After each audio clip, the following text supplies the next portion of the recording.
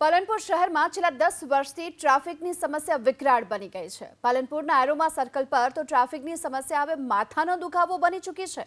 Ahmedabad Abu road અને ડીસા તરફથી આવતા ભારે ભરખમ વાહનોને લઈ અહીં અકસ્માતના બનાવો પણ બની રહ્યા છે।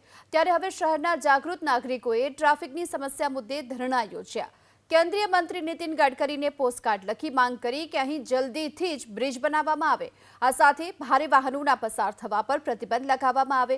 आ धरणाने लईने प्रांत अधिकारी, पालिका चीफ ऑफिसर, मार्ग मकान विभागना अधिकारीओनो काफलो पालनपुर आबू रोड हाईवे पर पहोंच्यो। रोड परना दबाणो दूर करवानी शरूआत करी। जो कि स्थानिकोनुं ए पण कहेवुं छे कि मात्र देखाड़ो पूरती कार्रवाई नहीं बल्कि ट्राफिक समस्यानो कायमी उकेल लाववामां आवे।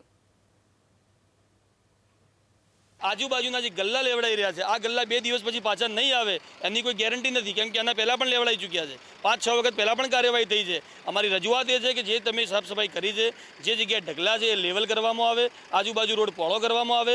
बिल्डिंगना पार्किंग होय तो बिल्डिंगना पार्किंगमां गाड़ीओ पड़ी रहे, बहारना रोड पर गाड़ीओ ना पड़ी रहे। आनुं ध्यान कलेक्टर साहेबथी मांडी जे ते तंत्र जे बी आवतुं होय ए ध्यान राखे अने तमाम विभागोने साथे राखी अने आ नड़तर रूप दबाणो दूर करवा माटेनुं आयोजन करवामां आव्युं हतुं। ते अंतर्गत आज रोज नगरपालिका तथा अन्य विभागों ने साथे राखी पुलिस बंदोबस्त साथे दबाणो दूर करवानी कामगीरी हाथ धरवामां आवेली छे।